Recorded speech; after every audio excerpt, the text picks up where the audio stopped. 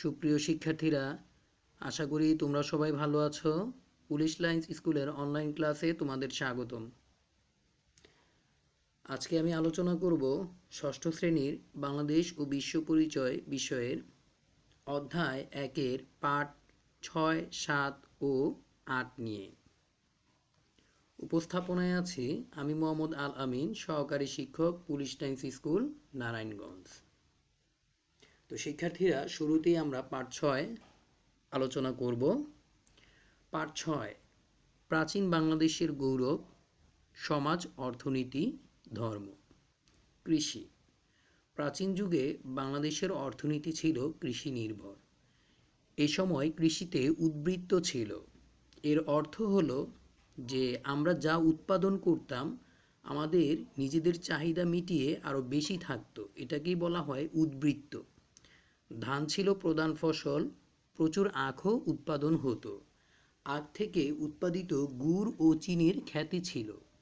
এই গুড় ও চিনি বিদেশে রপ্তানি হতো। তুলা, সরিষা ও পান চাষের জন্য বাংলাদেশের খ্যাতি ছিল। নারিকেল, সুপারি, আম, কাঁঠাল, কলা, ডুমুর প্রভৃতি ফলের কথাও জানা যায়।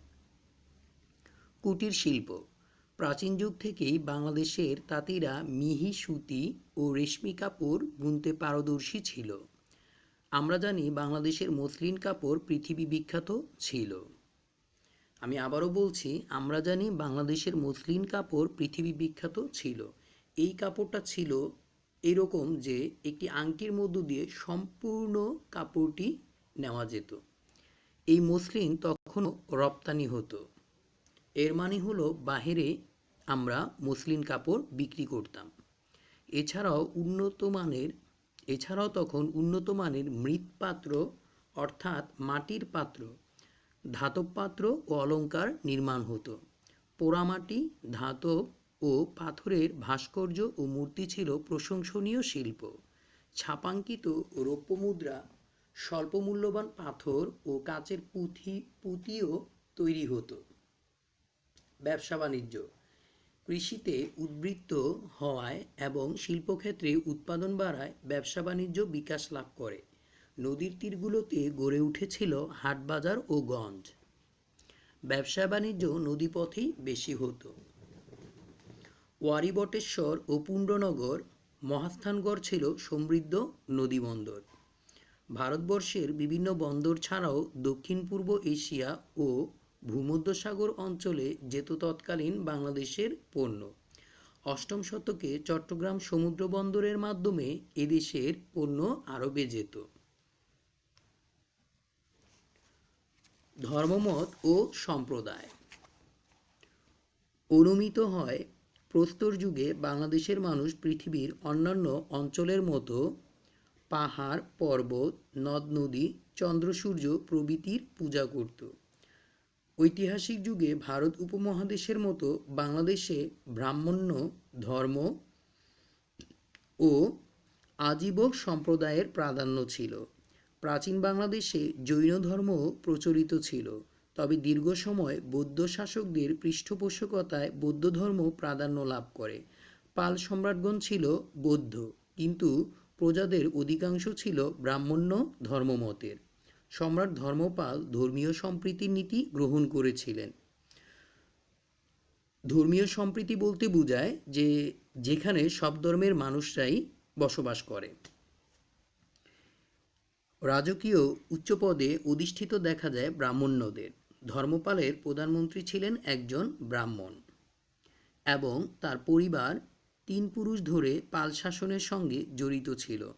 তৎকালীন একাধিক তাম্রশাসনে ব্রাহ্মণ্য মন্দির নির্মাণে ভূমিদানের কথা জানা যায়।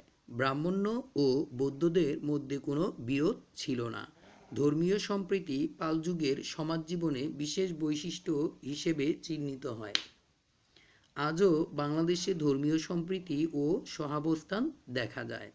অর্থাৎ বাংলাদেশে আমরা হিন্দু, মুসলিম, বৌদ্ধ, খ্রিস্টান সকলে মিলেমিশে বসবাস করি।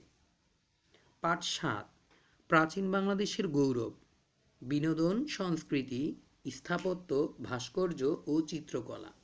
বিনোদন সংস্কৃতি। প্রাচীন যুগে বাংলাদেশে বিনোদন ও ধর্মকর্মের অংশ হিসাবে নাচ, গান, নাটক, মল্লযুদ্ধ ও কুস্তি খেলার প্রচলন ছিল। পাহাড়পুর বৌদ্ধবিহারে নাটক মঞ্চস্থ হওয়ার প্রমাণ পাওয়া যায়।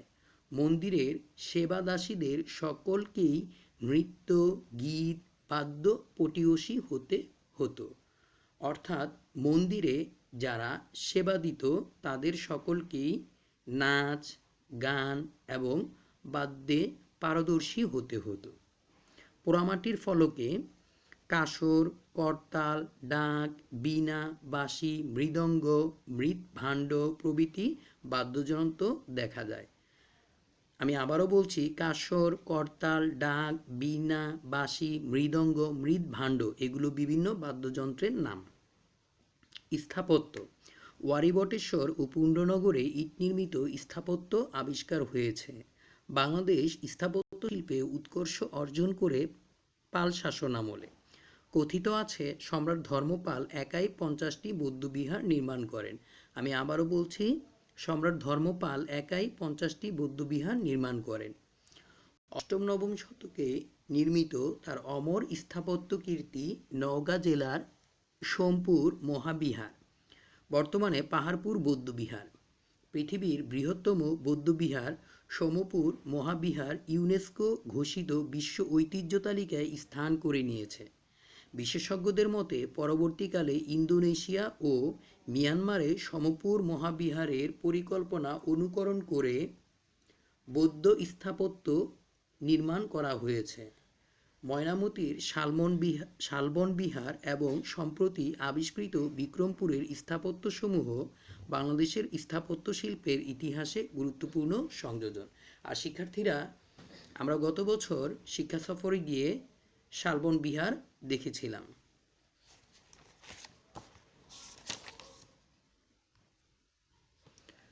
ভাস্কর্য ও মূর্তিশিল্প।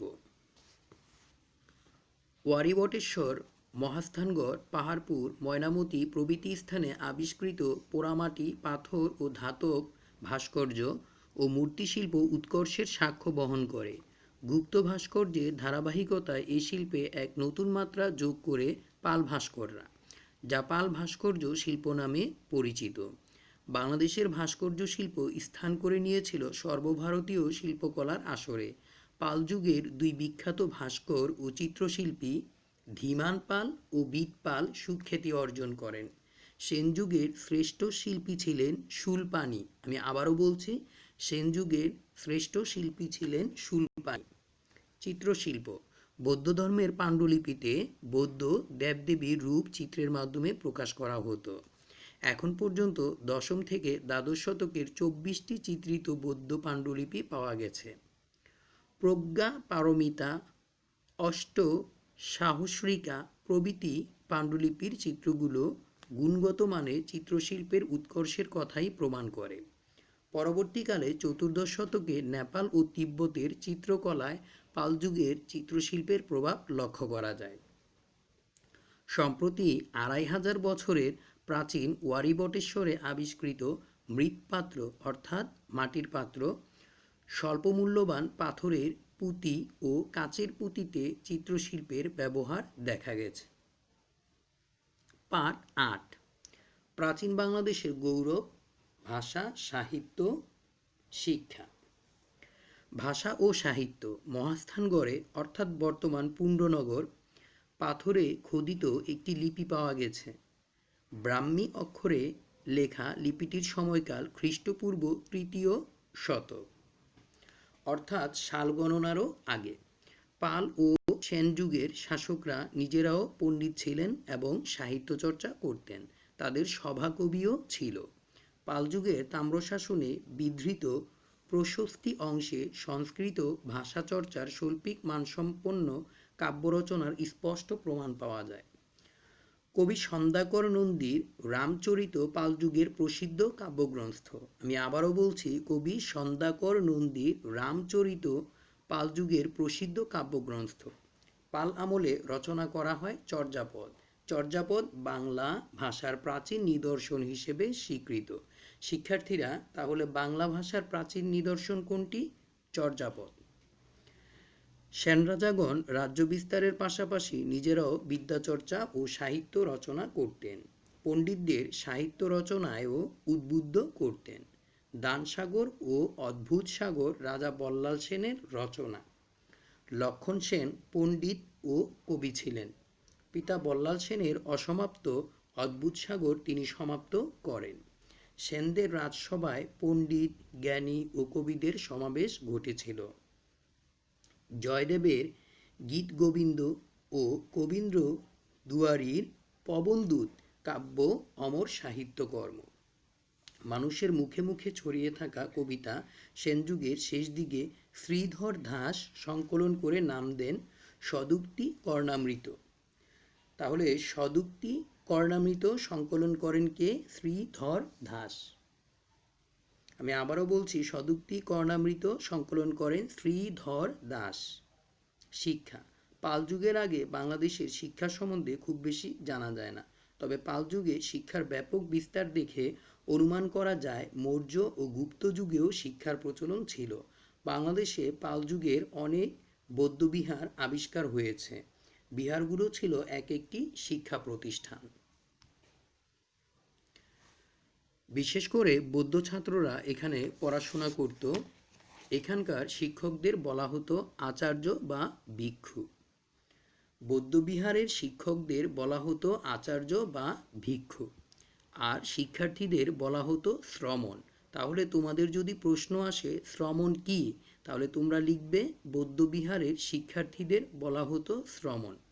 বর্তমান যুগের আবাসিক বিশ্ববিদ্যালয়ের মতো বিহারেও ছাত্রদের থাকার ব্যবস্থা ছিল, অর্থাৎ বিহারগুলোতে ছাত্ররা থেকে পড়াশোনা করতে পারত। প্রাচীন বাংলাদেশে হিন্দুদের প্রাথমিক বিদ্যালয় ছিল 3 ধরনের, যেমন গুরুগৃহ, চতুষ্পাঠী এবং পাঠশালা। রাজা, মন্ত্রী বা অভিজাত পরিবারের ছেলেরা গুরুগৃহে পড়ার সুযোগ পেত। গুরু অর্থাৎ ব্রাহ্মণ সন্ন্যাসী বনের মধ্যে কুটির বানিয়ে থাকতেন, তার কাছে রেখে আসা হতো ছাত্রদের। ছাত্ররা গুরুর বাড়িতেই থাকত এবং গুরুর কাছে পড়াশোনা করত। এই ছিল গুরুগৃহ। চতুষ্পাঠীতে পড়তে পারত কেবল ব্রাহ্মণ ঘরের ছেলেমেয়েরা। আমি আবারও বলছি, চতুষ্পাঠীতে পড়তে পারত কেবল ব্রাহ্মণ ঘরের ছেলেমেয়েরা, অর্থাৎ ব্রাহ্মণ ঘরের ছেলেমেয়েরা যেখানে পড়াশোনা করত তাকে বলা হতো চতুষ্পাঠী। এখানে সংস্কৃত ভাষা শেখানো হতো যাতে টোলে উচ্চশিক্ষা গ্রহণ করতে সুবিধা হয়। তাহলে টোল কি? হিন্দুদের উচ্চশিক্ষা প্রতিষ্ঠানকে বলা হতো টোল। যেমন আমরা আমাদের স্কুলের পড়াশোনা শেষ করে কলেজের পড়াশোনা শুরু করি উচ্চশিক্ষার জন্য, তো অনুরূপভাবে হিন্দুদের উচ্চশিক্ষা প্রতিষ্ঠানকে বলা হতো টোল। হিন্দু ধর্মগ্রন্থ টোলের প্রধান পাঠ্য বিষয় ছিল। ইউরোপের দেশগুলোতে 12-13 শতকে বেশ কিছু বিশ্ববিদ্যালয় গড়ে ওঠে, যেমন ইতালির বোলনা বিশ্ববিদ্যালয়, ফ্রান্সের প্যারিস বিশ্ববিদ্যালয়, ইংল্যান্ডের ক্যামব্রিজ ও অক্সফোর্ড বিশ্ববিদ্যালয় ইত্যাদি। অথচ 8ম শতকের মধ্যেই বাংলাদেশ, ভারতের পশ্চিমবঙ্গ ও বিহারে অনেক বড় বড় বৌদ্ধবিহার গড়ে উঠেছিল। এসব বিহারে শুধু ধর্মীয় বই পড়ানো হতো তা নয়, এখানে চিকিৎসাবিদ্যা, ব্যাকরণ, জ্যোতিষশাস্ত্র সহ নানা বিষয়ে শিক্ষা দেওয়া হতো। এসব আলোচনা থেকে বোঝা যায় শিক্ষার ক্ষেত্রে প্রাচীন বাংলাদেশের মানুষ বিশ্বের অনেক দেশের চেয়ে এগিয়ে ছিল। বর্তমানে যেরকম স্কুল কলেজগুলোতে পড়াশোনা করানো হয়, পূর্বে বৌদ্ধ বিহারগুলোতে অনুরূপভাবে পড়াশোনা করানো হতো। তো শিক্ষার্থীরা, তোমরা পাঠ 6, 7, 8 বাসায় ভালো অনুশীলন করবে এবং যে লাইনগুলো আমি দাগিয়ে দিয়েছি সেগুলো একটু বেশি গুরুত্বের সাথে অনুশীলন করবে। আর তোমাদের বাড়ির কাজগুলো এখানে দেওয়া হলো, তোমরা খেয়াল করো যে এখানে মোট 9টি জ্ঞানমূলক প্রশ্ন রয়েছে এবং একটি অনুধাবন প্রশ্ন রয়েছে। বাড়ির কাজগুলো তোমরা সম্পূর্ণ করে ছবি তুলে তা আমাদের গ্রুপে আপলোড করবে। ধন্যবাদ, ভালো থাকবে সবাই।